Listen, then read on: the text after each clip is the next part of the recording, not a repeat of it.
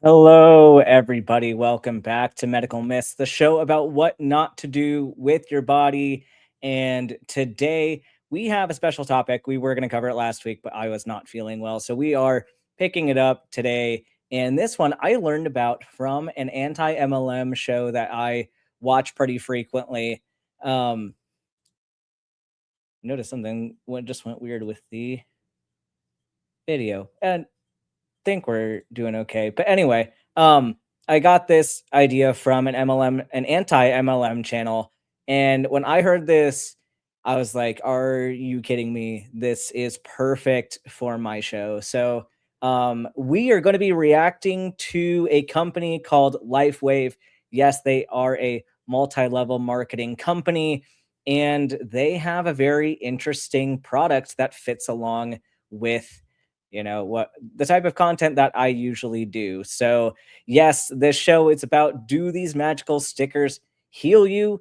That is what we are going to be investigating today, and it just amazes me that people are allowed to put this stuff out there on the internet and onto the market. So we're going to look at, what is this company? What are they selling? Is there any validity to what they're claiming? Are there any red flags within the business structure of this, which you already know there are plenty of red flags, as this is a multi-level marketing company. But there are other red flags that we will get into, um, that are pretty similar red flags to similar companies of this structure and product type. So without further ado, let's just dive into this. All right, so this is Lifewave. This is their official website. You can see their claims right here. Lifewave is making an impact around the globe. Cool. Uh, Anything more substantial you got? They got Cellergize products. Our premium AM and PM supplements can help you feel your best from day to night. So they sell a lot of supplements. Power on like you mean it. Harness your body's flow of energy with X39. And they have a little video you can click on to watch. Live long, live well, live young. Embrace a timeless vitality that transcends age. Ooh, be active, sleep better, stay sharp, and live your life to the fullest. Oh man, I missed it. Uh, because at LifeWave, there's no time like now. So as you will probably agree with me on, a lot of these statements they're making are very vague. They're very subjective. Oh, and then become a preferred customer. There you go. Enjoy wholesale prices. Subscribe and save.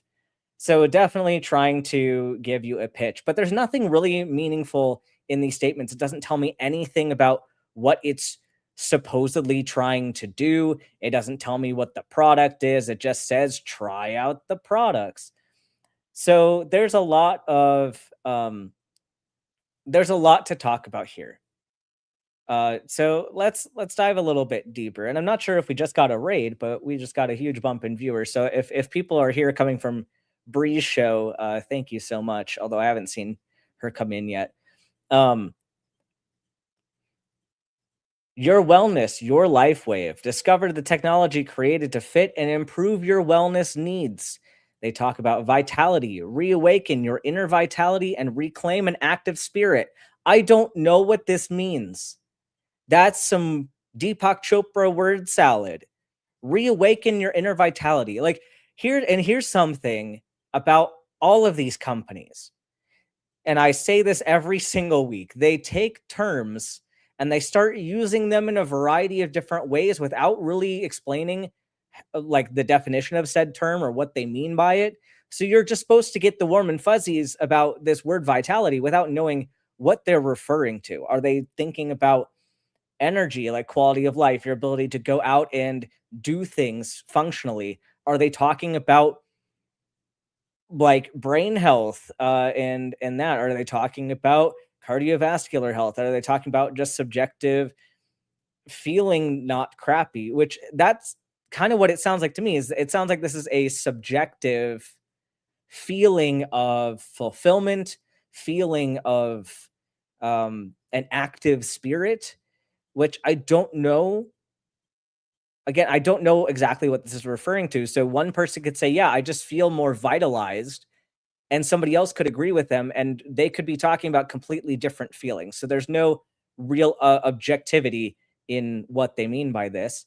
Activity, at least we have some common ground for what activity means. Enhance your physical performance and recover faster from exercise. Okay, so that is a bit more of a claim that we can look into. And I have studies pulled up on that one. Sleep, improve your sleep quality and quantity so you can sleep better and more deeply. I don't understand what improving your sleep quantity means. Does that mean you'll sleep multiple times during the day? It's like, oh man, if you nap multiple times during the day, you'll feel less tired. Uh, so I don't know. I think they're just trying to use words that sound good, but I don't know if that actually supports what they're trying to say. Sleep quality, sure, I can get that. Um, but then in using some of those more accepted terms like sleep quality, now you have a burden of proof to justify that your product does improve your sleep quality. And how are you defining improving sleep quality? Are we saying improving like duration of REM and non-REM sleep? Are we talking about uh, like nighttime awakening from sleep? These are things that are measurable. And so we could actually study that. So again, comparing the language here between sleep and vitality, they are very, very different. So their vitality claim purely relying on subjectivity, because they don't need to prove that. They don't need to prove that something subjectively made somebody feel better. They do, however, have to prove that sleep quality was improved. And so we'll be investigating that a bit more deeply as well. Movement, unlock your full movement potential and enhance fitness.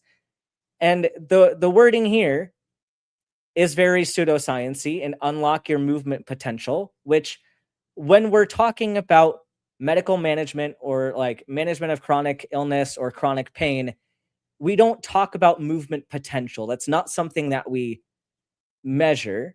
It's it's really range of motion, like how much can you move, and how much improved can that be compared to your baseline or compared to after an accident, after surgery, etc. So that's a meaningless term, movement potential, because that could vary among different people. Like, how am I supposed to say your movement potential is X, Y, Z when it might actually not be? And that could change all throughout your life. Like, the movement potential is probably different for a 10-year-old than it is for a 90-year-old. So, what are we saying? Unlock your full movement potential by being able to walk to the bathroom? I mean, that's a great goal, but that's not movement potential. That is functionality. That is functional fitness, if you will, like the ability to um, have cardiovascular stability to do those actions. So their wording here is already kind of misleading. Wellness and access to your body's inherent energy to elevate your holistic well-being. Once again, thank you, Deepak Chopra, because I don't understand what inherent energy means.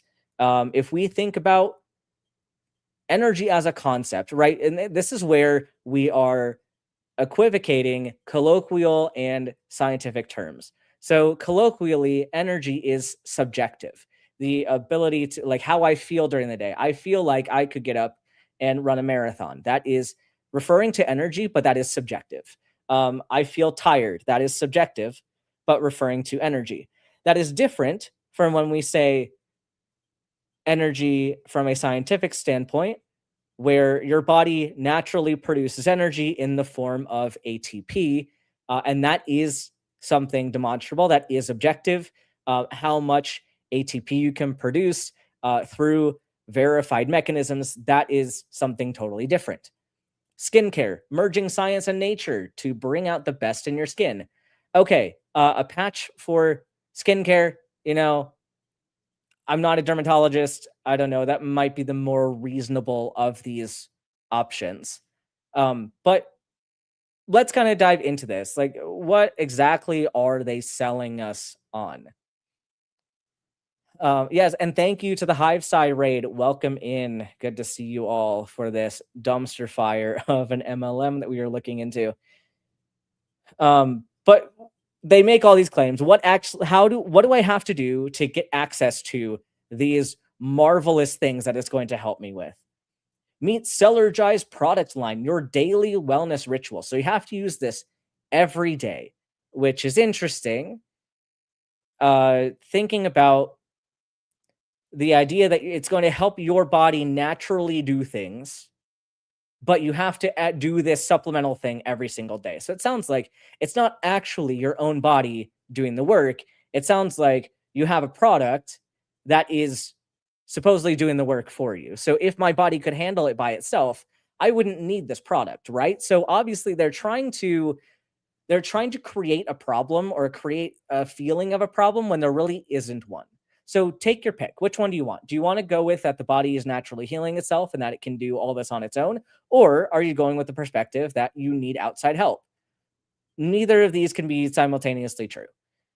So if we meet in the middle where the majority of the medical industry lies, there are mechanisms within the body that do allow for healing, but those are imperfect because of the fact that nature sucks, evolution sucks, and sometimes the body fucks up, and you have to help the body either get back to what it was going to do or just completely take over because the body isn't doing the right thing from there. That's why things like intubation and ventilation is utilized in the hospital. Sometimes if your lungs can't breathe for themselves, we need to help you. Sometimes your immune system goes completely out of control and you get anaphylaxis. So we have to give you epinephrine to help you not do that. So it's this 100% or 0% mentality of these types of products, but then really not meeting either of those goals. Are these Gwyneth Paltrow stickers or did someone copy her BS? These are different. This is a different thing. Yeah, you need crystals from the Himalaya to align your self-healing chakra potential. Yes, and this is kind of where we're going with this. So these products, I'll just show you real quick. This is the product. It is a patch. They're going to call it a patch. I think sticker's funnier. But it's a sticker. It's a patch that you put on your body, and it does phototherapy. That's what they're claiming. Elevate and activate with X39. X39 is a true breakthrough. X39's patented wellness technology elevates the flow of your body's innate energy, fostering overall wellness and an active lifestyle. So already a red flag. So now we have energy. We talked about the subjective use of the term energy for, how you feel during the day. And then we also have the scientific definition of energy, which is the ability to do work. And then we have this now, which is the body's innate energy, talking about, yes, and they will confirm this, meridians as in Chinese traditional medicine. So yes, that is what they mean. They are talking about the flow of your body's innate energy, which can supposedly be done with a patch. Which, if you think about this, that mechanism doesn't really make sense. Yeah, phototherapy patches. Is there a light bulb in each one? We will get into what they're claiming because this is wild. And I had a friend crunch some numbers with me to make this drive the point home a bit better. But they say, what is phototherapy? Understanding the science. And I love that. So if I actually go to their science section, they have that. Our science and patents. It's literally the same thing. So you would think, so hold on, before we kind of get into this, they say that this is their science and patent section. Lifewave's technology harnesses your body's natural energy and enhances your ability to live well. So that's some Deepak Chopra word salad. I have no clue what that means. Is it going to increase my ATP? Is it going to increase, I don't know, things that also contribute to energy like dopamine, serotonin? Is it going to increase cortisol? Is it going to increase epinephrine, norepinephrine? Is it going to increase thyroid hormone? There's so many things that this could be referring to, and it elaborates on none of them. But something you'll notice here, or you won't notice rather, is that our science page has 0 citations, absolutely 0 citations, and no mention of patents. So they say they have patents, but they don't actually list what these patents are, and they don't list any citations. So it's a big red flag that I mention again. Like a lot of the stuff I mention every single week on this show is that if you are going to claim that your product is backed by science, and if it actually is backed by science, you'd probably be very proud of listing your citations. Like if the science actually said, like actually agreed with your claims, you'd think that you'd get a boost in your credibility by posting that and saying, "Hey, we have this this peer-reviewed study that shows that our product does what it says it does." So when a product is making these claims and then doesn't actually include any studies, do you actually have the studies, or are you just saying that you have studies? Or maybe you have studies in progress, or you have studies that don't support your claims. That's more reasonable for me to think because you haven't provided any evidence of your claims at all, and not even a single URL to a paywall blocked peer-reviewed study, or even an opinion piece. A lot of times they'll cite an opinion piece or cite an editorial from some newspaper and say, "This is our science." Well, no, no, no, no. That's not how this works. You do not get to. You don't get to play that game with us. Yeah, Miranda, the founder and CEO, looks like a guy who would prompt me to keep my drink covered at all times when he's around. Yeah, yeah. And we'll get into him as well. There's so much with this today. How it works. Our non-transdermal patches fit simply into your daily lifestyle. So they have a non-transdermal patches. So there's nothing in these patches. There's no active ingredient in the patches. And they'll praise this. They'll say, "Oh, well, you can do all this with no chemicals and no drugs." Which, okay. So how is it doing anything to your body? How is it doing what you say it does? Because ends up kind of being like a god of the gaps fallacy, like a god claim with, yeah, we have this thing, it works, but it doesn't actually have anything in it. Like this is pretty much definition of snake oil or a placebo. So, and we'll see with so much of their evidence being subjective, it kind of really looks like that this is more of a placebo that is being sold. How do our phototherapy patches work? Your body emits heat, including heat in the infrared spectrum. Our patches are designed to trap this infrared energy when placed on the body, which causes them to reflect it back to stimulate specific points on the skin that can prompt a general state of health and healthy activity unique to each Lifewave patch. So again, like very vague claims of it'll just make you feel better. Cool. Okay, I can just feel better. I can make myself feel better by drinking some water, having a nap, eating some food, jerking off maybe. Like I can boost my feelings of health pretty easily. And yeah, Theo talking about it, they only describe heat reflection, so I'm fine covering myself in the emergency blanket. Yeah, so you could do the same thing with an emergency blanket, or even like one of those car reflectors, like the things you put in your windshield to prevent your car from getting hot. You could just like sit under the sun and like put that next to you and reflect the sunlight onto you. I guess they're specifically talking about infrared, but we'll get into that specific claim as well, because something that they're doing with this language is, again, equivocating two different concepts. So phototherapy is a legitimate practice within medicine.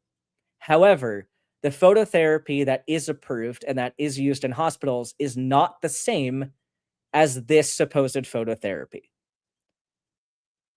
And I will get into specifics of what I mean by that, but I will continue reading their claims here before we kind of get into debunking them. So actually, this kind of gets into the point. So the light that they're showing right here on the screen, this is an actual phototherapy lamp. And this is used in a variety of different ways. Kind of most commonly, I'm sure if any of you have had a baby or have had a relative who has had a baby, and I'm sure you all have been a baby at some point, but probably don't remember your experience of being a baby. But phototherapy is used for neonatal jaundice. So if your baby comes out and is super yellow in the first few days of life, that is treated with phototherapy. And this lamp is a phototherapy lamp often used in kind of in the hospital for that type of purpose. There's also indications for ultraviolet therapies for like autoimmune conditions, derm conditions, that kind of thing. So they say for centuries, phototherapy has been used to improve health. Phototherapy is sometimes called light therapy or photobiomodulation, which here's something very key. Phototherapy and photobiomodulation refer to two different things. This patch mechanism fits within photobiomodulation, but is not medically approved phototherapy.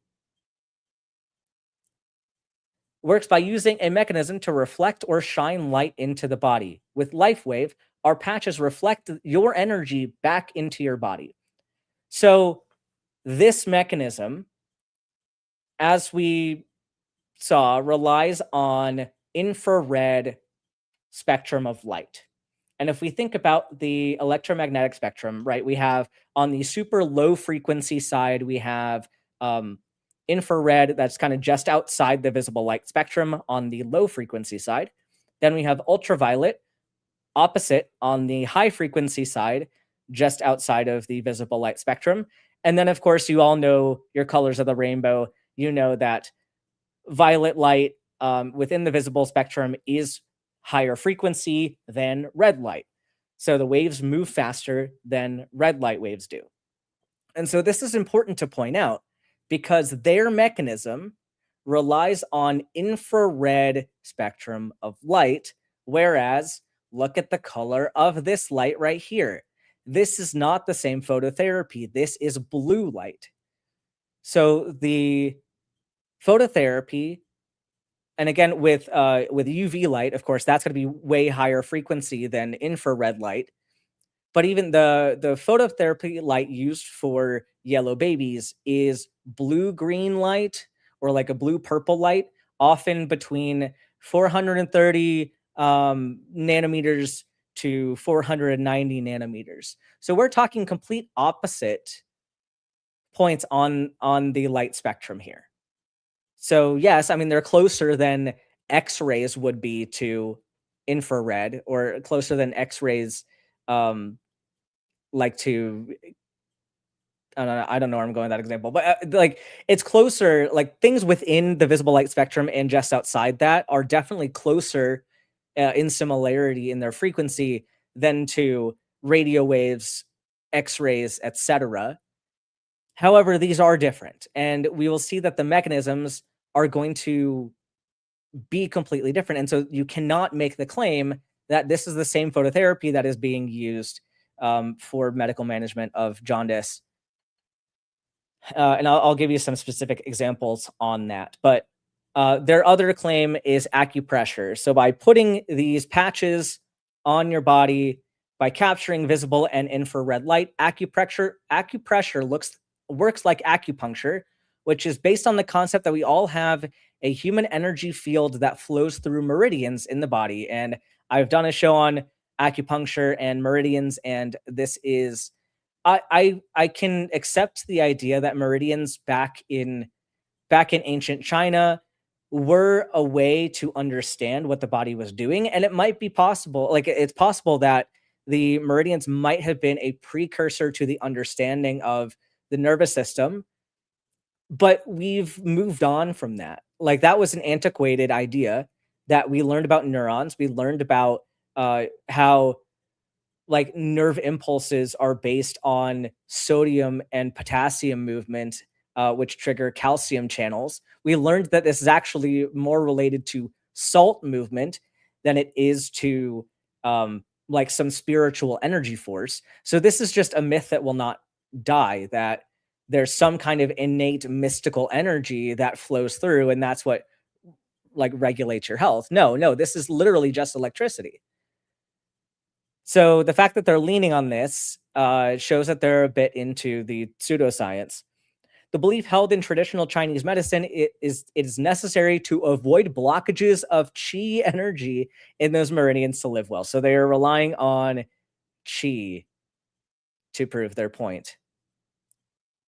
By applying slight pressure to various points corresponding to the Chinese tradition, the belief is that doing so will lead to a better state of wellness. And I will push back on this whole point for just a second, because right, the thing that we're talking about is a little tiny patch.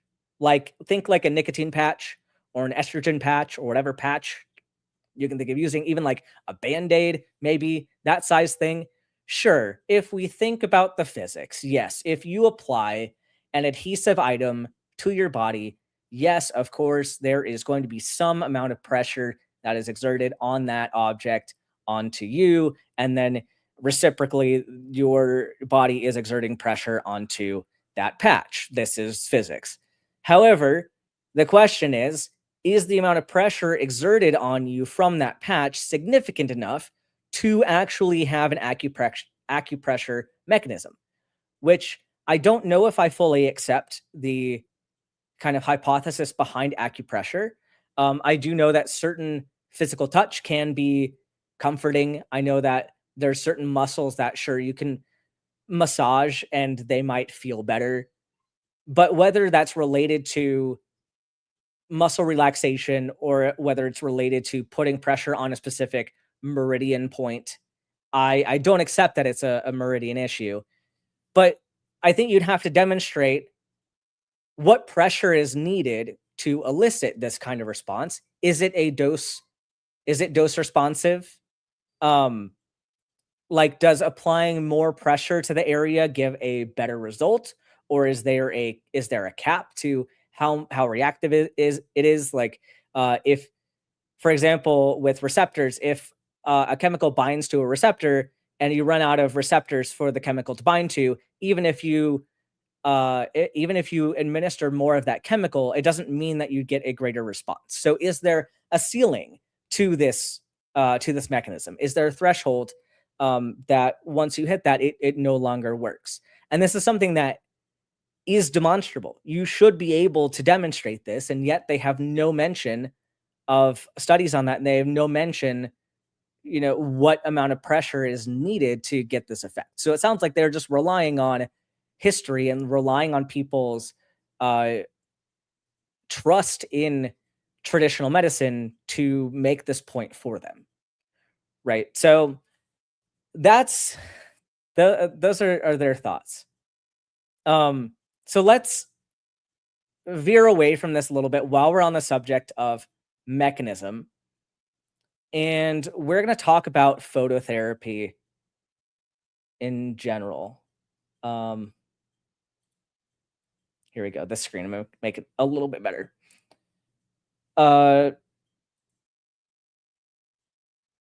Yeah, blue light is used for skin regeneration and repair, used in millions of skincare medical facilities. Yes, no, and yeah, blue light is definitely validated for use, and UV light is also validated for use. So we're going to get into specifically how that works, primarily focusing on neonatal jaundice first, and then we'll kind of go into phototherapy for skin related conditions. So here I have a diagram. Okay, so this is a diagram of processing bilirubin within the human body. So when your blood cells turn over, because your blood cells have a lifespan, they don't live forever. And also there are times when you might have kind of an insult to the blood cells where they will break apart. And there's a whole process for how we get rid of the bilirubin, which is inside well, it's not originally bilirubin, it's heme. So how we get rid of heme that is inside red blood cells, because otherwise it would just accumulate, and too much heme especially containing iron, can impact the chemistry within your body. So it's very important that the heme is metabolized and gotten rid of. So when you get rid of red blood cells, you produce heme, and there's an enzyme called heme oxygenase, which breaks down the heme and converts it into biliverdin. And then there's an enzyme biliverdin reductase, which converts biliverdin into unconjugated bilirubin. And the difference is, and we'll get into red light has, we'll get into that. It's debatable. Red light is debatable, and it depends on kind of what we're talking about. But the words here, unconjugated bilirubin, is important because there's also conjugated bilirubin, and this is where we run into some problems because unconjugated bilirubin is not soluble in urine or in feces, so it's not really able to be excreted. So you have to convert unconjugated bilirubin to conjugated bilirubin through the process of conjugation to allow it to be excreted. So adults have the necessary enzymes to produce conjugated bilirubin. It's pretty easy to do. However, babies are missing one of the key transporters, or they're missing a sufficient amount of this transporter to successfully conjugate bilirubin and then excrete it. So what ends up happening is you get a buildup of unconjugated bilirubin within the body, and that's what turns you yellow, essentially, is that buildup. So those enzymes are contained within the liver.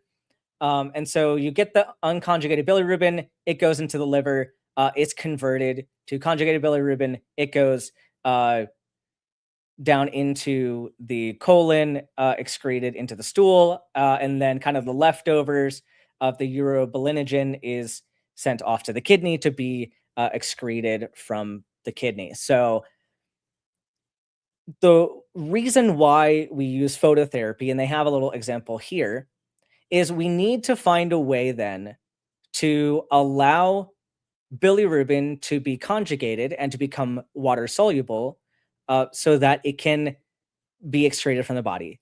And interestingly enough, light frequencies within the blue and violet light spectrum are enough to break the bonds within the bilirubin and change its configuration. So it actually changes the structure of the molecule, making it soluble. And you can absorb that through the skin. So this really is kind of a miraculous treatment within science. Like, it sounds something that's completely ridiculous, but we have the data to support this. And I've used this on babies before in the hospital. And usually they need maybe like 24 or 48 hours of this light therapy, and then they're good to go. Because as the baby gets a bit older, they start producing their own mechanisms to conjugate bilirubin, and it's no longer an issue. But there are some kids with a genetic defect in some of those enzymes, and then you have to get a little bit more creative with their management. But that's kind of the overview of phototherapy for neonatal jaundice. And I have a Stat Pearls article here kind of going into phototherapy for other reasons.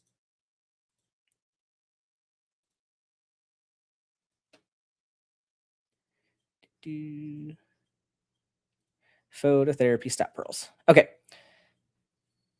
So this is specifically related to dermatology. So phototherapy is a major effective therapeutic treatment modality in dermatology and has influenced the treatment of various skin diseases dramatically. It consists of a controlled administration of non-ionizing radiation to the skin and various dermatoses, which involves the ultraviolet part of the electromagnetic spectrum and commonly includes ultraviolet A, or UVA, UVA1, also UVB, broadband UVB, or narrowband UVB. And so they give us kind of the thresholds here. So we've got the UVA spectrum between 320 and 400 nanometers. We have UVB between 280 and 320. So they're using UVB for different anti-inflammatory, immunosuppressive, and cytotoxic properties. And again, it's the same mechanism of kind of changing the configuration of different molecules so that you get kind of less inflammatory effects. So you can see here we have indications approved for psoriasis, can be used in monotherapy for psoriasis. And it looks like it can also be, it's also recommended in pregnancy. So it can be safe in pregnancy for people who can't be given retinoids or steroids. We have uses in chronic eczema. We have uses in fungal infections, vitiligo.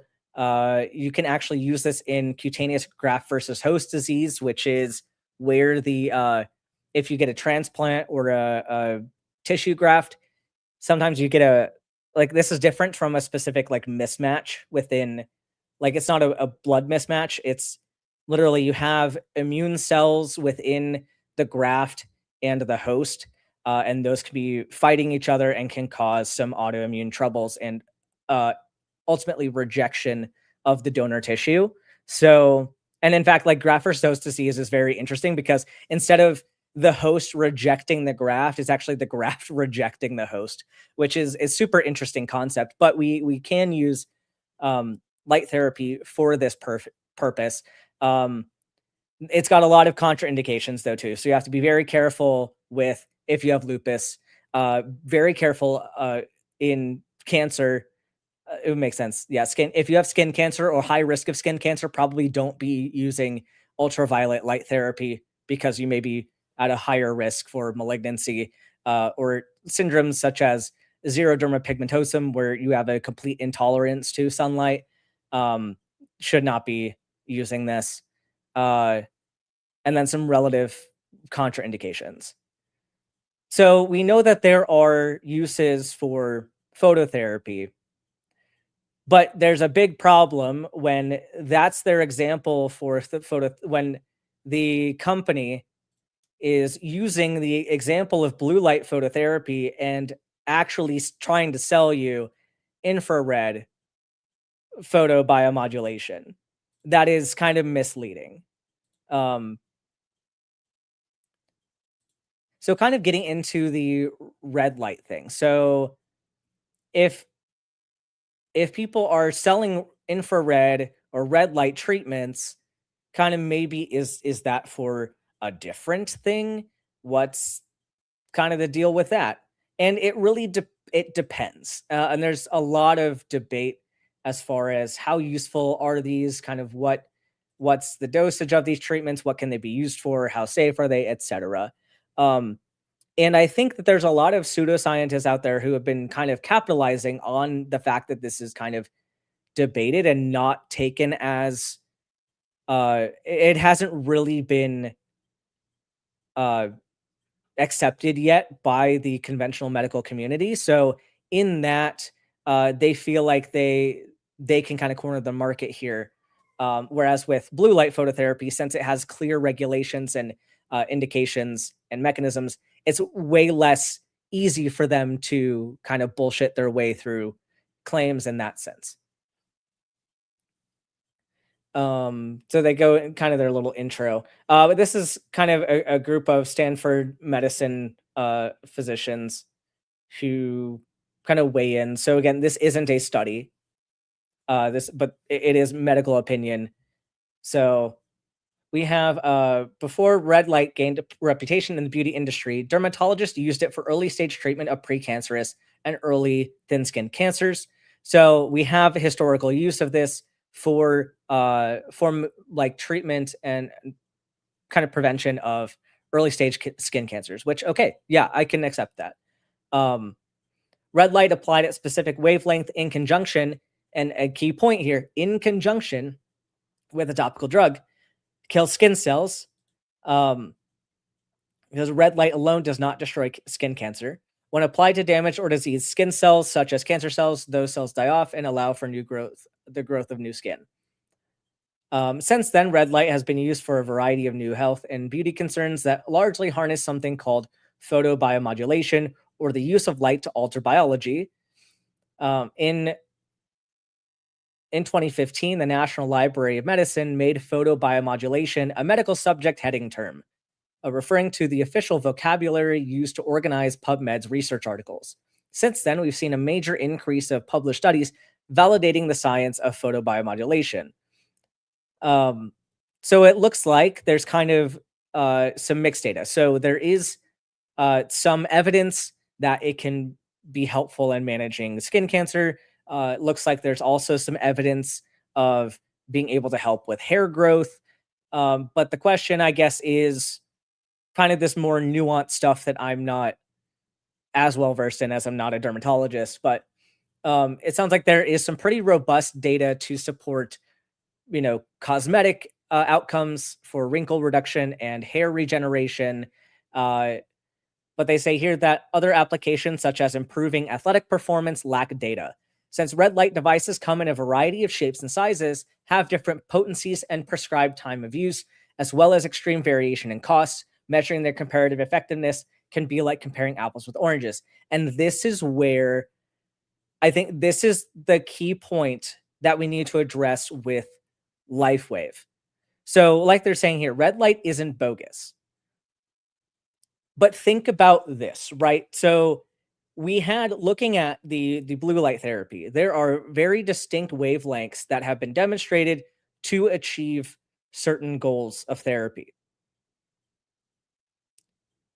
We should know, like we should be able to standardize the amount of infrared uh, phototherapy that you're getting, and we should be able to measure the effects kind of based on that dosage. Like this isn't something that is subjective, right? So we should be able um to really specify what treatment we're giving somebody.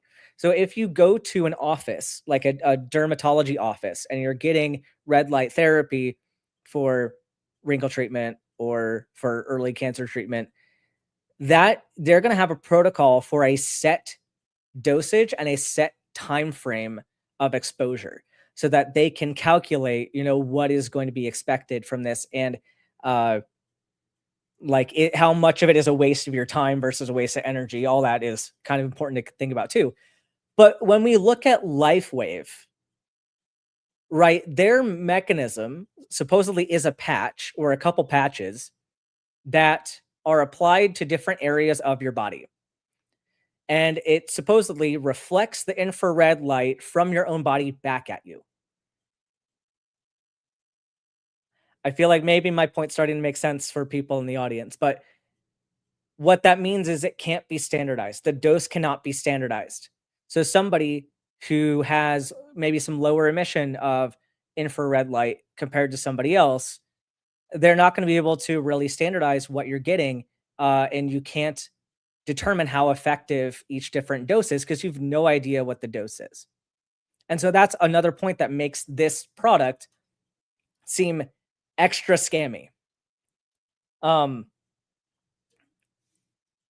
and then they kind of get more into some of the mechanism for infrared and the mechanisms here. Which, if these people at Lifewave were serious about their science, they have some mechanisms that they could rely on, that they could relay on their website, right? Like we have um, some mechanisms here from vasodilation, which, yes, if you want to stimulate hair growth and improve skincare, sure, something you can do is improve nutrient delivery, improve oxygen delivery and nutrient delivery to the end tissue. So if you dilate the blood vessels, especially if you dilate surface blood vessels, allowing more blood to reach the surface tissue, then sure, okay, we have something there. Why aren't they relying on this? Like, why is their language like? And again, if we go back to Lifewave and their science uh, page here,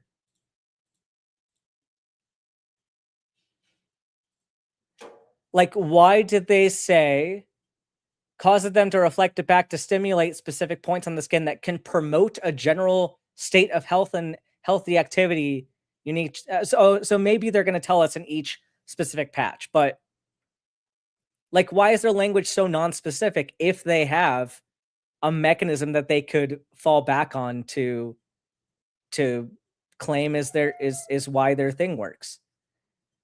Um, and here's where this gets extra interesting, folks, because we already looked at kind of the CEO at the bottom of the screen. But guess who is the primary spokesperson on all of this stuff? Oh, we got a super chat. Thank you for the super chat, Woke Donkey Hole. Thank you so much. Good job, Dr. Ben. I appreciate the encouragement. But you know who the primary spokesperson is? It's not a scientist. It's not a doctor. It's not anybody with any kind of scientific credentials. It is their CEO, David Schmidt. Look at that guy. Founder and CEO. David's Education, which education in what? I would think if you are entering a wellness industry, or if you're entering a healthcare industry, if you're trying to help people at all with their health, if you had any kind of education in science, I feel like you would be bragging about that. But the fact that they just say education and then don't specify what it is, I doubt that your education is in chemistry, physiology, pathophysiology, medicine, anything like that. I don't think there's any education there, which makes sense for why the claims are such vague, unfalsifiable BS. David's education combined with his restless imagination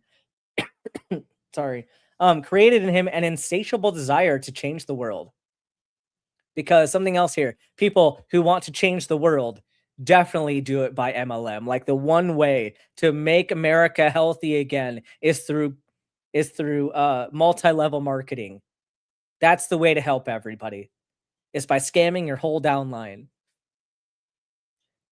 His experience in business and product development spans over 30 years and includes 200 patents, which, tell me what your patents are in. But I want to emphasize, so his education is probably in business. And the fact that you can have patents does not mean that your product is actually helpful or that you are giving good medical advice to people. Like, that's not sufficient. Throughout his career, David has been key in developing energy production technology for both military and commercial applications. He was invited by the US Navy to be part of an elite research team, tasked with developing a product to help mini subcrews stay awake without drugs or stimulants. So again, claiming there's no drugs or stimulants. But again, so here's a question. You were invited by the US Navy to be part of an elite research team. What it doesn't say was his role in said elite research team. He could have been there for patent management. He could be there for funding management. He could be there for the business side of it. That doesn't mean that he was a researcher. It doesn't mean that he developed these products. Or if he did, it doesn't mean that he developed a new method of healthcare delivery. That's just kind of hard to believe for me, that you could have zero scientific background and yet come up with such innovative, groundbreaking medical technology. I will be going deeper. Unfortunately, they don't go much deeper. We'll go into their patches, but they do not expand by much. And funny enough, with all of this, of course, they have their disclaimer for this is not medical advice. But what is really concerning,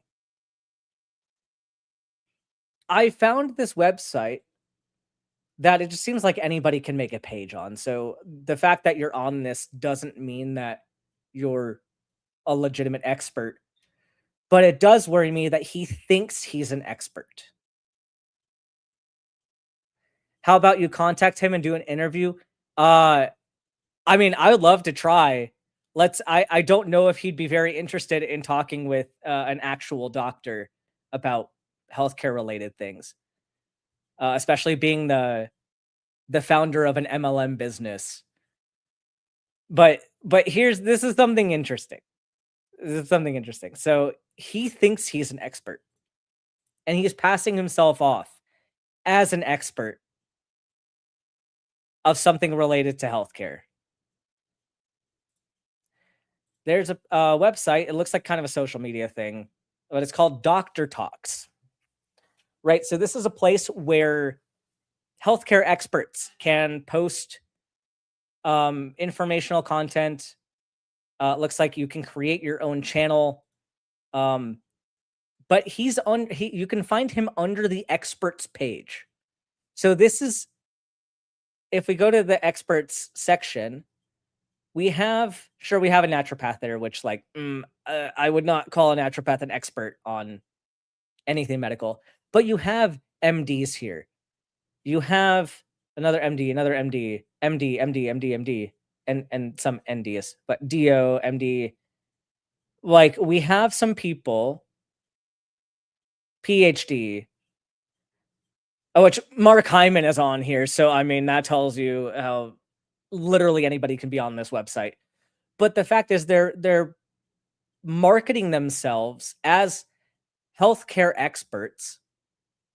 And yet, this is a guy with no credentials at all in healthcare. At least I will give him credit for not claiming to be a physician. But why does he belong on this list of healthcare professionals?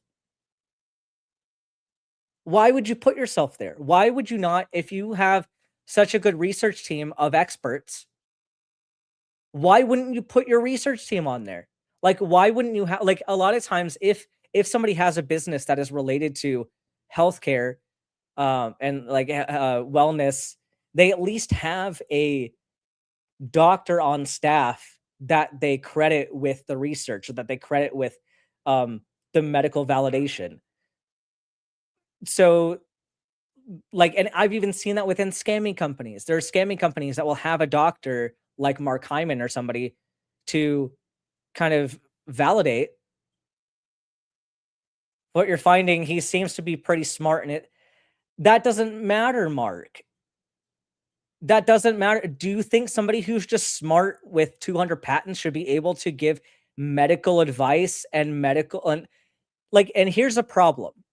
Like, and I say this a lot on my channel. It seems like you're newer here, but it's a huge problem when people sell health fixes for people, because even if they're not intentionally trying to get people to not go to their doctor, that's what these people do. These people buy these patches, and instead of going to a licensed practitioner, they wear a patch and they hope they get better, when really they need some extra evaluation. Like the claim of energy boosting is especially diabolical, because let's think real quick. What are some differentials that we can think of for somebody being tired all the time? Like, audience, feel free to start throwing them out. What could make people tired all the time? Depression, sleep apnea. What else? Hypoglycemia, hypothyroidism. What else? We got plenty more. Cancer, infectious disease. Like, I can list off more and more. Yeah, many cancers present as fatigue. Yep. So the fact that you have people who may have a deeper issue that are not getting evaluated for that, especially if you have chronic fatigue, that's kind of a red flag for me that you need some better evaluation. And so if somebody instead says, well, I can buy this patch because there's the smart guy with 200 patents, that's irresponsible. That is irresponsible to pass yourself off as an expert giving that kind of advice when some of that stuff is very time sensitive, right? Like catching a cancer is fairly time sensitive. Catching an infection is fairly time sensitive. So this is, so yeah, like I get that, like, just the argument that somebody is seems smart does not mean that they should be giving advice. And the other thing, if you're going to give advice, like, you should be in a position where you can take accountability for the advice that you give. And if you are not licensed, you don't have that accountability, right? So if David Schmidt gave medical advice to somebody, um, and they said, "Wow, this did not help me, and actually it prevented me from being diagnosed with cancer." If David goes to court for that, he can say, "Well, I didn't know better. I'm a layperson. I'm not a doctor."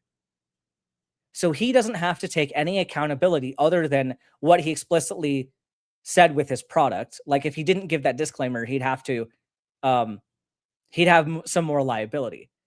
But if I gave medical advice, if I gave the same advice that David is giving, and my patient, like, was misdiagnosed, I would be held accountable. I could lose my license because I should know better.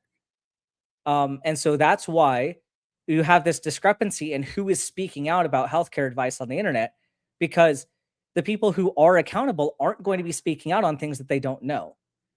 And so that leaves room in the industry for people like David to come in with their products and say, well, the doctors aren't saying anything, so I'm going to. The doctors aren't giving you an answer, so I'm going to give you an answer, even though this answer may or may not have any validity to it. Yeah, and thanks again, woke donkey hole. I'm considered smart when it comes to fixing computers. Should I be giving medical advice? Yeah, and exactly. I am a physician. I am not I'm not a banker. I'm not I'm not a financial analyst. I'm not an economist. I should not be giving any kind of financial advice. I'm not an accountant. I should not be giving tax advice. Like, just because you're smart in one area doesn't mean that you're automatically credentialed in others. David may be like, it seems like David is a very smart businessman. Unfortunately, I don't trust most business people as far as I could drop kick them. So, uh, yeah, but this, all that to say, um,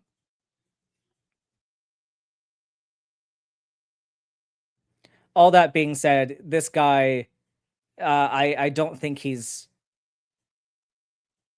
I think the fact that he's passing himself off as an expert here is not really supporting his credentials.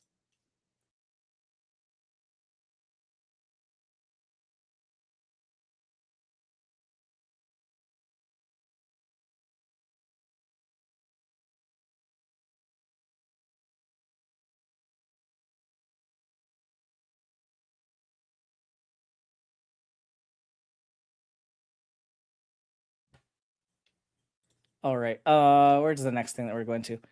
Invest in big badiki bones. Yes. Okay. Where were we at? Yeah, I was gonna go a bit deeper into the individual products. Here we go. Okay, let me pull this up. All right, shop by product line, or we could shop by health need. Let's do that. So let's go with the vitality and activity, because I'm still confused about what this means. But reawaken your inner vitality and reclaim an active spirit. So what do we got here? We got it sounds like the X39 and X49 are the kind of big products that they're pushing. Mark, I this is not a very honest argument. This is not an honest argument. I'm new, and your sarcasm you're using is not good. It shows a bias. Wondering what deeper research you have done, or just basing your current knowledge and opinion off their website. Well, funny thing is, the website doesn't cite any research. And the fact that you're equating, like, so I'm a physician, and the fact is you are equating some CEO's claims on the internet with my field of expertise that I am licensed in. So those are not equal things. And if you treat those like equal things, that's a bit of an issue. But I do have some studies that I've pulled up that we are going to get into. So we're not done with the stream yet. Um, but it sounds like you have a bias that you kind of blindly believe this guy. But look at these Lifewave patches sold for 149.95 US dollars for 30 patches. So yeah, take that into account how expensive these products are. But let's learn more about X49. All right, so Mark wanted to know whether or not we're looking at individual products or if they go deeper into the claims for individual products. And so let's get into that real quick. I'll zoom in a bit as well. Um, Embark on a transformative journey with X49 dedicated to elevating performance, accelerating recovery, and nurturing relaxation. Now is the time to redefine your prime. Okay, cool. So what does that mean? When we're talking about elevating performance, are we talking about endurance? Are we talking about like power in like fast twitch muscle fiber performance? Are we talking about like accelerating recovery? Like what kind of recovery do we mean? And nurturing relaxation. So I would like some more definitions on what they mean by those things. Maximize the benefits of Lifewave patches by powering on your day and winding down your night with Celergize Duo. So they're upselling you another product too. So they give no additional information about really what this is. So they say benefits: promotes performance, strength, and stamina. Okay, for what? If I were to trust this product more, I'd be given specifics on this is going to increase ATP production, or it's going to like increase epinephrine in the body, increase cortisol. Like, by what mechanism is it doing this? What kind of performance are we improving? Strength and stamina. Okay, I want some more info. And also they did not really specify a mechanism for how it does this earlier on, so I'd like that here too. Supports a healthy cardiovascular system through exercise, which, okay, so I have a question here now. How does it support a healthy cardiovascular system? And how does this product support a healthy cardiovascular system that exercise alone would not do? Like, so they have a burden here. And a lot of their testimonials are kind of what they use to sell the product. And sure, you can have people say, yeah, I used this patch and I felt better. But we could be getting into a post hoc ergo propter hoc fallacy, because if somebody, let's say, somebody decides that they're going to turn their life around and they're going to be more active and they're going to eat better, they're going to be more conscious of their health decisions. And one of those decisions is starting this Lifewave X49 patch, but they're also changing their diet. They're also exercising more. They're also resting more. They're also reducing stress in their lives through psychotherapy, mental health counseling, meditation, what have you. So what you have to prove now is whether Lifewave X49 did that or if the exercise did that. Because something we know about exercise, as you exercise more, you get better cardiovascular endurance. You get better athletic performance through practice and through utilizing those tissues. So what is this doing that's not that exercise alone isn't going to do for you? Reduce recovery time following exercise. Supports maintaining a healthy weight through diet and exercise programs. So again, this is the same thing. You would probably be getting the same benefits through the diet and exercise alone.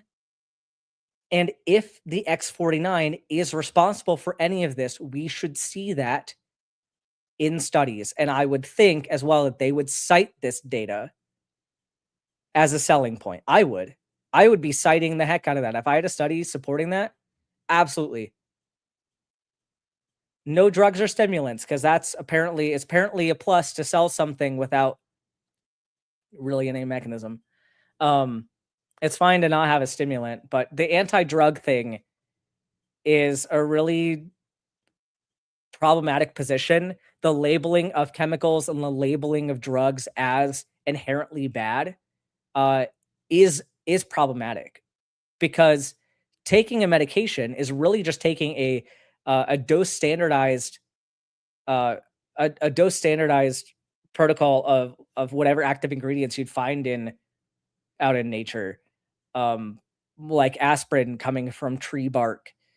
These it's often more risky to utilize natural therapies because of the fact that you can't standardize the dose.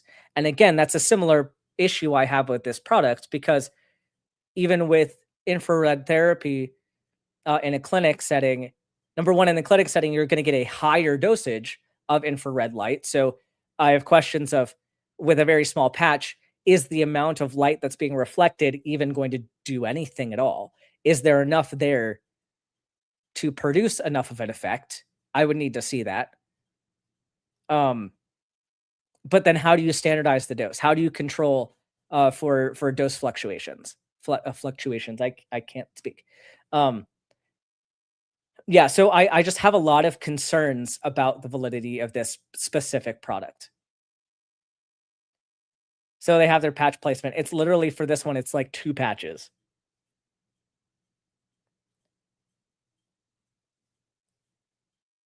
And this is the same stuff that they said on the other page.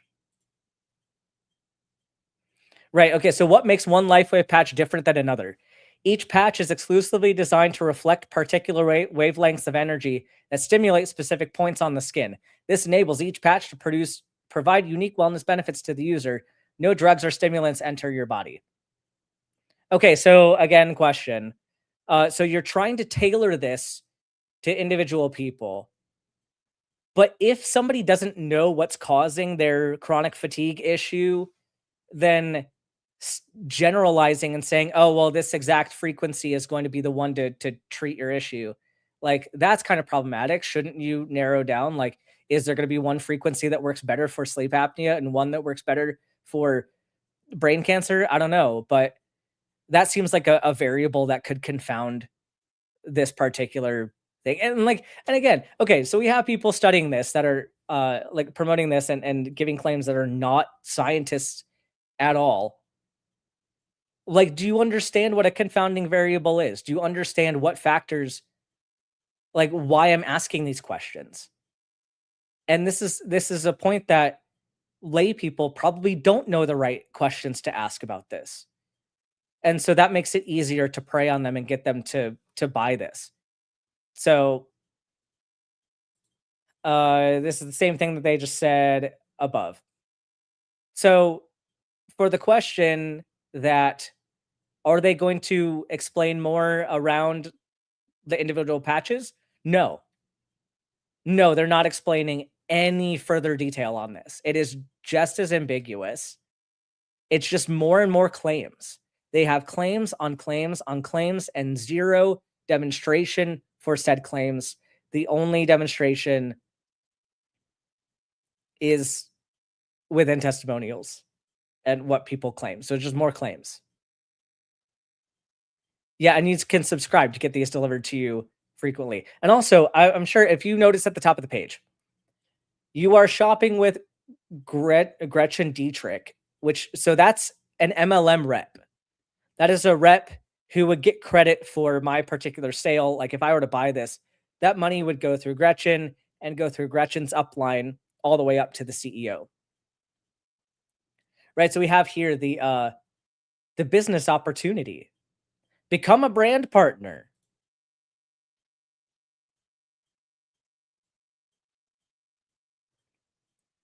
Um, before we get into that, before we get into the MLM side of this, let's go to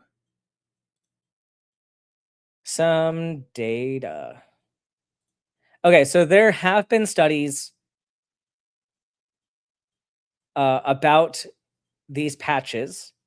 Um, Kind of the most promising one that I found was that, hey, in a preliminary study, there's been shown to be some difference. We need more specific studies. So it's possible that they could produce some data that shows that these work. However, they should not, these claims should not be made prior to them being validated. Like, they should be shown to work before going to market instead of being, instead of kind of what RFK Jr. has been doing lately and making the proof or doing the studies to make the proof. That's kind of what this is. Like, this guy came up with this business, and then since then, it's like, oh well, I guess we need some validation. So let's do the studies to make the proof. So then they have the studies, which they're still not citing for some reason. So it says, so this is a paper from 2011 in the International Journal of Exercise Science. The effect of energy patches on substrate utilization in collegiate cross-country runners. This is specifically with regard to substrate utilization within muscle tissue, I believe. So when you have any kind of physiological process, you have substrates that are then taken in by an enzyme, and then you get a product. So a lot of times the substrate is like glucose. Glucose is consumed to produce ATP and then utilized in um, athletic activity. So it's well established that the increased capacity of skeletal muscle to they're talking about fatty acids specifically, not glucose, but to oxidize fatty acids can spare glycogen and delay the onset of fatigue in mild to moderate intensity exercise. Okay, so important thing here too. So they're studying this for a very specific set of parameters, which if you have a product that, happen to be validated for a specific set of parameters, you should be advertising that specific set of parameters instead of saying everybody should be using this. When you have a product that you are globally advertising for, or just generally advising people to use, that is a red flag that it really doesn't do anything, because something that has a legitimate mechanism of action is going to have clear indications and contraindications. And so you should use it for the things that it's known to do or are studied to do, and then not use it for the things it's not studied to do, especially for things like exercise improvement or sleep improvement. So in previous episodes of this show, we talked about kind of where exceptions fall in for where can you use medications that are not FDA approved for anything. And it's really almost never. Most of the time when you're using something off label, like if you're going to use something off label, it has to have an indication for something else. Which we technically do have indications for something else within infrared therapy. However, there's a lot less regulation even with this, because this is a wellness product and not a medical product. But like, there are even limits to compassionate use, right? So if somebody has terminal cancer, it's more reasonable to risk doing something harmful or risk doing something just like that's not going to do anything at all, because you're trying everything you can for this person, and they don't have much hope anyway. This is different. This is for athleticism, which there isn't a compassionate use for. Oh, I'm sorry you didn't win. That's not an application for a compassionate use. So they tested this on Division I cross-country runners. To determine the effect of the patches, subjects were pre-tested to establish baselines and randomly assigned to an experimental or placebo group. So there's kind of their breakdown of who were included in this particular study. They list their variables here. So The dependent variables, so the ones that they were really studying, included maximal oxygen consumption, so their VO2 max, the rating of perceived exertion, respiratory exchange ratio, maximum heart rate, and time to exhaustion. So all of these parameters are utilized within the studies of exercise science. And so these are reasonable variables to be studying. And it's interesting too that again, back with the website Lifewave trying to say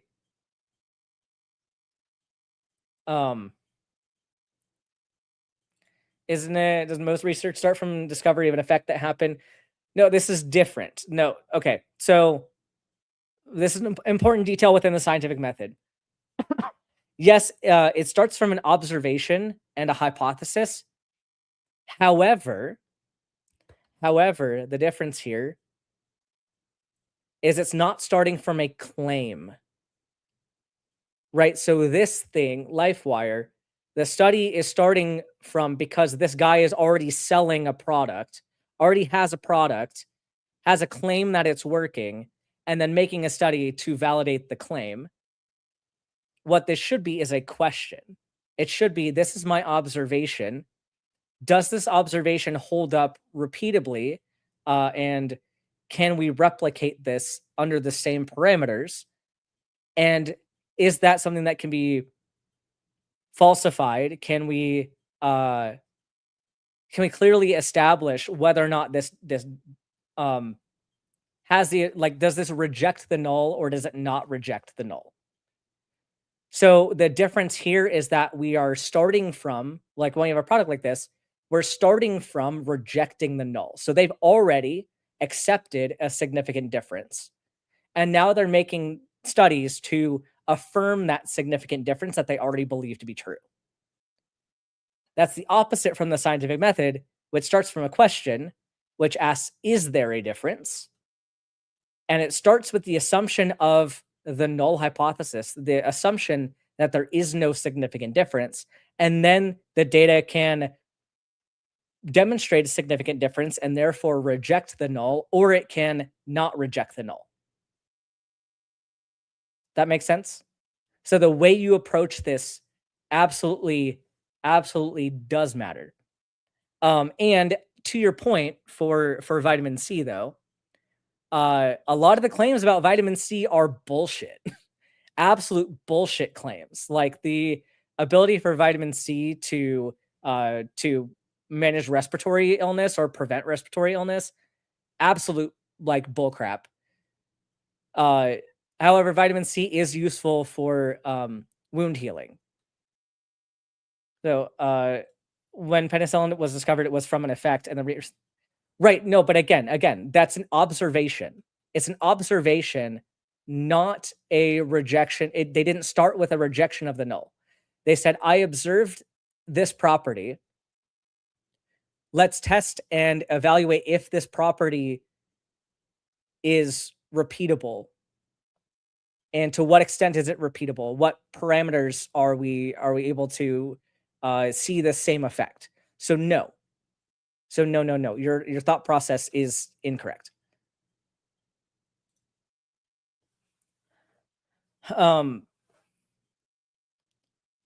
Yeah. So okay. So back to this. So they have their parameters that they're going to evaluate for a significant difference on.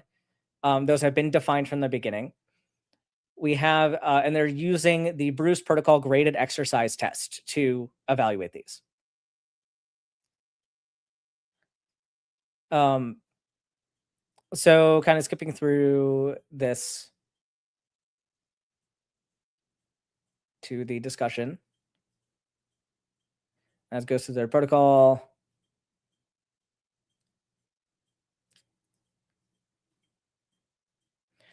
All right, so the major finding in the study was there were no differences in RER between the experimental and placebo group during stages 1 and 3, in the final stage of the GXT. Only 2 previously published studies have been conducted to assess the efficacy of Lifewave energy patches on physical performance. Anecdotal and unpublished information exists. However, there is very little empirical evidence to support the claims purported by the manufacturers of this product. In a recent study assessing the effectiveness of the Lifewave patches on muscle power and endurance, there were no significant differences found between placebo and experimental groups completing a 50 repetition leg extension isokinetic protocol. The authors concluded that while only one of 8 variables, peak torque during knee extension, reached significance between placebo and patch groups, while the other 2 variables resulted in near significance, the inconsistency of the overall results did not provide a convincing argument that the energy patches were capable of enhancing performance. Wondering how much education in nutrition and cellular function did you and other medical... Okay, so this is, Mark, like, I'm not sure if you're a troll or if you're sincere. This argument is frequently used to discredit physicians. I don't know what you mean about studying cellular function, because that term isn't used, but we have undergrad courses in general biology, cellular biology, genetics, biochemistry. I did exercise physiology as well. You have your regular anatomy and physiology of upper level physiology classes. And then, because I have a bachelor's in biology, and then you go to medical school and you take medical biochemistry, you take medical physiology, you take medical pathology, pathophysiology. So I don't know what you mean by, like, if you mean a specific class in cellular function, that's not a thing. That's maybe a buzzword utilized by people trying to gain some credibility. Education in nutrition, we get, like, we are not nutrition experts, and I'm not claiming to be a nutrition expert. The nutrition curriculum at my medical school is integrated within biochemistry because a lot of that is overlap. So a lot of the nutrition, like, as far as a physician needs to know, it's within the context of physiology and pathophysiology. So understanding vitamins as a coenzyme, and understanding being able to correct those deficiencies when needed. But the other thing too is that there's this lovely thing called multidisciplinary management. And so when we have more complex nutrition cases, we consult a dietitian who is licensed in doing that. And interestingly, a lot of the courses in cellular biology that that dietitians get is similar to what physicians get because, it's the same human body. They go more in depth on some of those subjects. Referring to how nutrition food influences cell health and functions.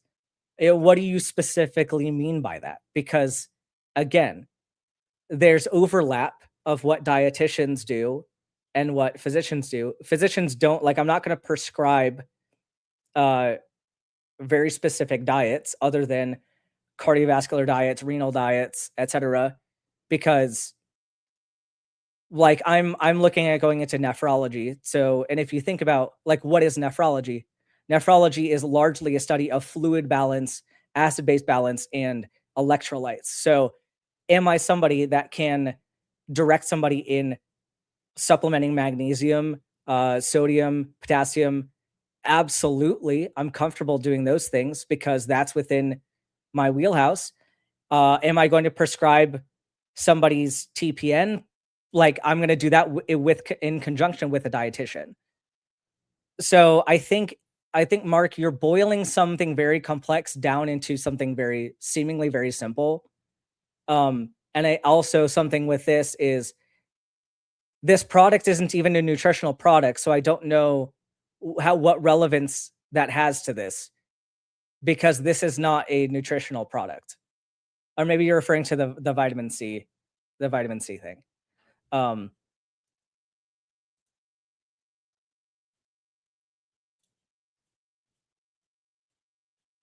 Yeah. So, and the fact that you're, and Mark, the fact that you're questioning me so heavily on my background, yet you are not questioning David Schmidt, the CEO of Lifewave, is concerning to me.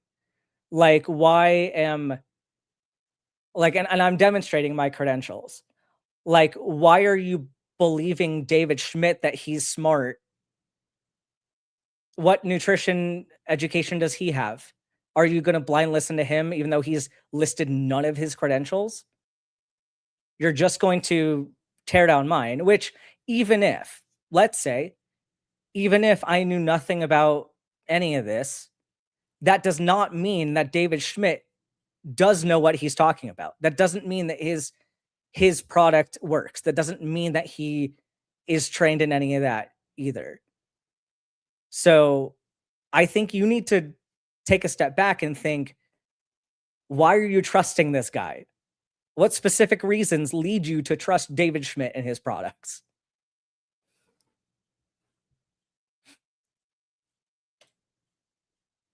Okay, so back to the business side of things, which again we can go into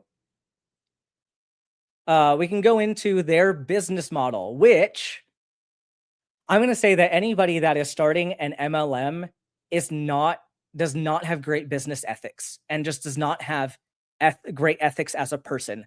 I view multi-level marketing to be incredibly predatory. It does not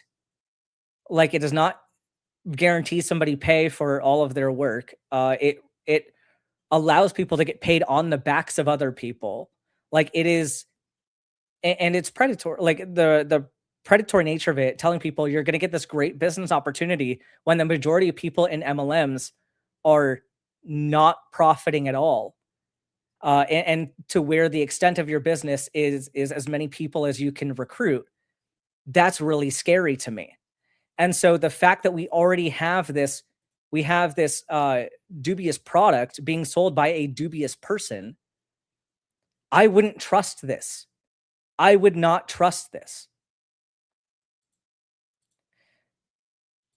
But let's get into their business model a little bit, because why not? Discover the rewards of living well. Better together, Lifewave has an incredibly powerful and uplifting community. It started with one visionary plus one person like you, sharing a passion with like-minded entrepreneurs around the world. As a company, we're committed to providing our brand partners industry-leading technology, transformative results, and an opportunity to be part of something better together. Our mission is to reach 1 billion homes because we believe it's far better to put all our resources and efforts into having everyone live longer and healthier lives, and having the added benefit of being surrounded by a community, more like a family, who understands the importance of body performance. So why do I need to pay $150 for stickers that have very minimal evidence behind them, sold by a very like a guy that's not trained in any science whatsoever, and doesn't claim to be? Like, sure, that's a good use of my money instead of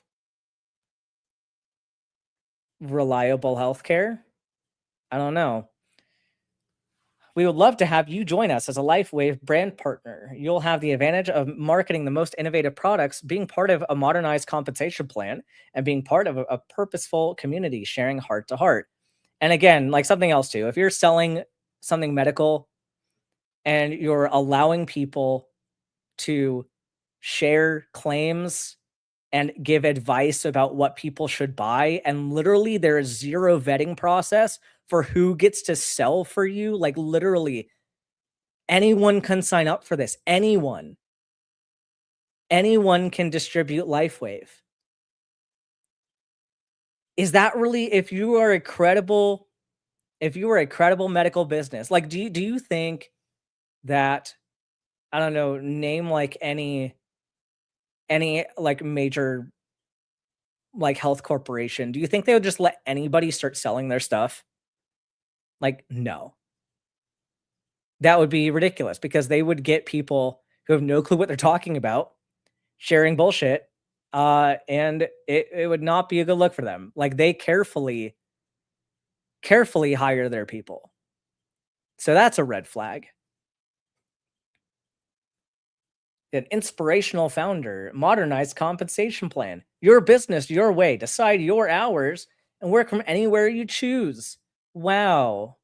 Too bad the amount of money is negligible. So how you get started, you choose your enrollment kit, you build your Lifewave business your way. Choose your enrollment kit and select your favorite Lifewave products. Sign the brand partner agreement and start sharing your new lifestyle. All right, so let's look at their compensation plan. Oh, it's not showing it. Okay. Stop screen share. Where is it? Here we go. No, not that one. This one. Okay. This is kind of small, so we're gonna zoom in a little bit. Okay. Disclosures and disclaimers. Let's go to that one. Compensation plan variations. Okay, so that's not super important. Okay, income disclaimer. The income examples included in this document are provided solely for illustrative purposes. Lifewave does not guarantee that any brand partner will earn specific amounts, as success depends on individual effort, skills, and current market conditions. Please see the earnings disclosure statement in the back office. Yeah, so income is not guaranteed. If you get into this, you do not have guaranteed income. You could work and have no guaranteed income. 9 ways to earn. Lifewave offers 9 unique earning opportunities, ensuring that you have multiple pathways to success based on your individual goals and aspirations.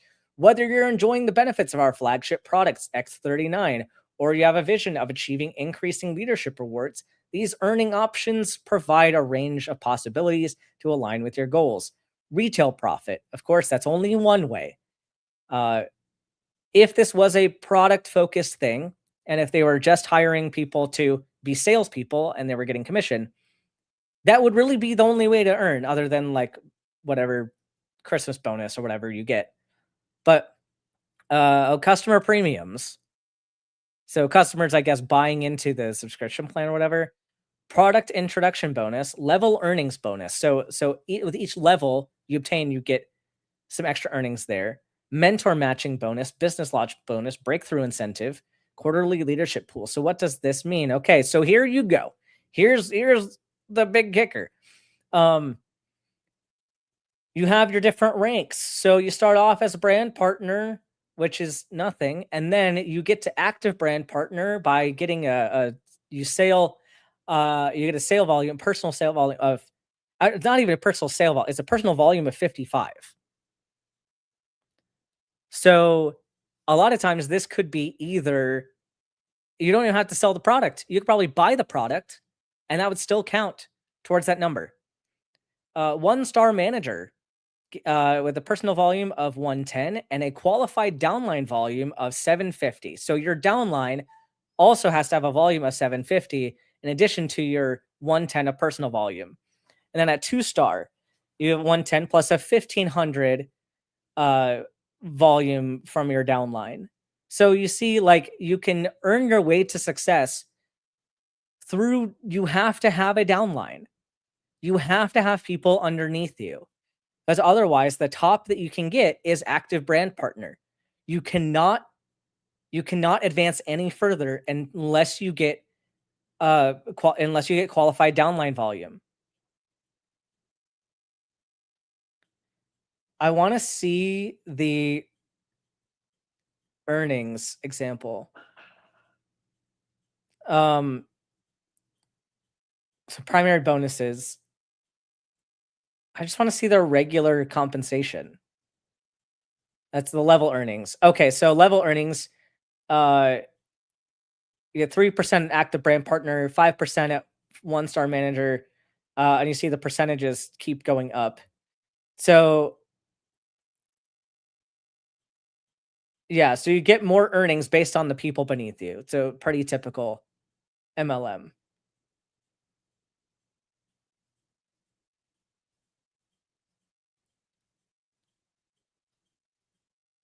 I just want the regular, what they're telling people they can earn.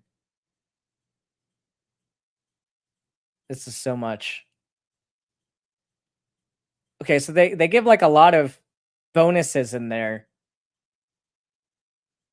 Where was there? I'm sure they had a thing for the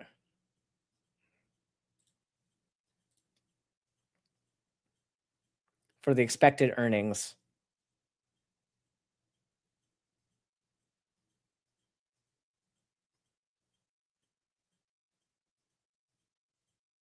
They don't specify too heavily. Okay. I was hoping they would have like an actual pay chart, and they don't. So, something else. I wanted to see, how's their compensation plan?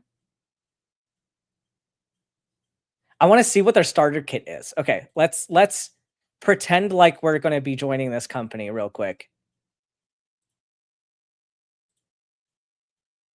And let's see what they're asking from us. So it automatically gives you the person, like, cuz this is just the person that was by default in there. So that person would be my upline.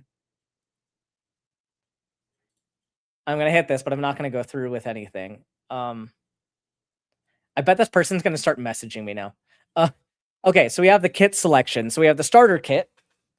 Okay, so at least the starter enrollment kit is only $25. How much do you get that? It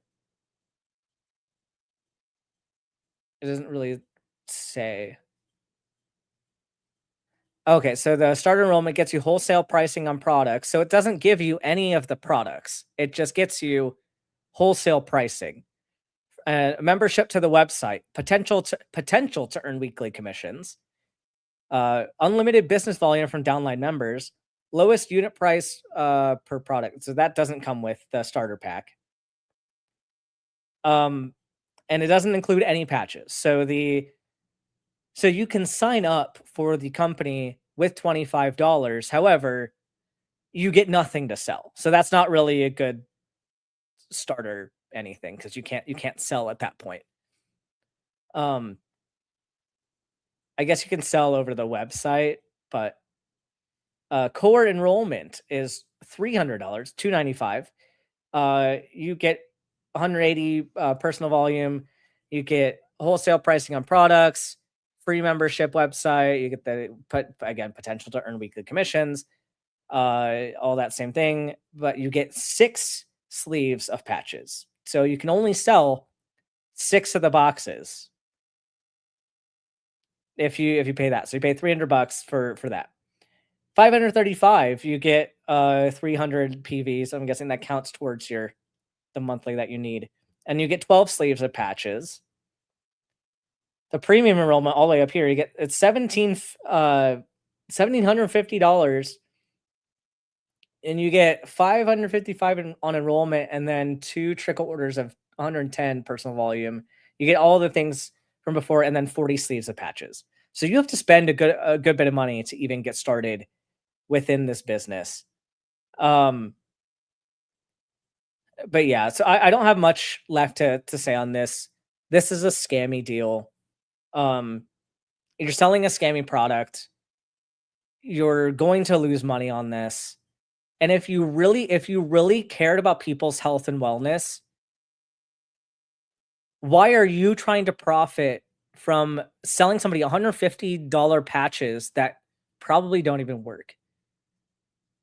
Like, $150 isn't a lot in terms of healthcare, but it could at least cover like your copay. Could probably cover a primary care visit. Like, there are better ways to utilize your time and money if you actually cared about health. And if you actually cared about health too, you probably wouldn't be Dunning-Krugering your way into giving people medical advice and just telling them that these patches are going to like solve their problems. That's just really scammy, really dishonest, and I am not in favor of it. So that's this week's show. Let me know in the comments if you think it's still worth using Lifewave patches. Do magic stickers heal you? My my thoughts on this is a resounding no. Oh, I do want to give one little math thing that was kind of funny. So I was talking with a friend before the show, kind of about this topic, and the idea, like the difference between like the blue light and the red light thing. And this friend mentioned, oh, but with Doppler effect, if you're going fast enough, the light could technically be blue, and that's correct. So we actually crunched some numbers before the show. Um, and granted, you have to be going very, very, very fast for this to happen, right? Because it's you moving towards the light source, or I guess like the light source moving towards you. And if we assume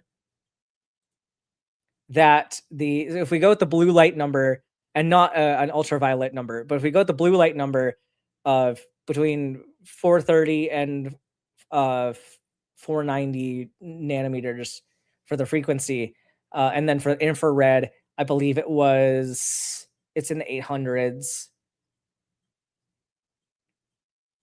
810 to 850 range for infrared, and that's kind of averaging, even what you'd be able to produce from your own body, kind of back at you. Which with this patch system, this hypothetical is really weird and doesn't really make sense because the patch is on your body. Um, but let's say you put a patch out in space somewhere, and you wanted it to end up becoming blue light instead of infrared light. You'd launch the person at the light source, uh, which came out to being a uh, acceleration of 55.88. Is that macrometers? What?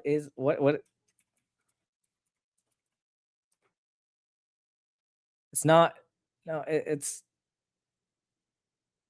just trying to tell me that it's not millimeters. It is capital M, lowercase m, as megameters. Megameters. So 55.88 megameters per second squared of acceleration, which is only 5.7 million G's on the human body. So, in all fairness, your pain would probably go away if you get launched at the infrared light at that speed. Like your pain would go away because you would no longer be functional as a human. So that's how you would convert the infrared patch into a blue light phototherapy. So that was just a little funny thought experiment. But again, thank you everybody for being here. No Holy Spirits today because I'm still trying to plan out the holiday special for next time. Next week. Okay, so quick announcement. Next week, I'm planning a special medical myth show with the one, the only scientist Mel, who's kind of been offline for a good bit, but she's coming back, and we are going to be taking an organic chemistry deep dive into some of those vaccine myths that we have discussed in previous episodes. So, like, I went into kind of I can't even speak anymore. I went into some of the basics about why methyl mercury and ethyl mercury and elemental mercury are different things. We're going to kind of cover some of the fundamental principles of organic chemistry to explain why this is the case and why this rhetoric matters, and kind of how we can more deeply understand that. So I'm super, super excited. Please show up next week. Give Mel your support. And that's all I have. I will see you all in the next one. Bye, everyone.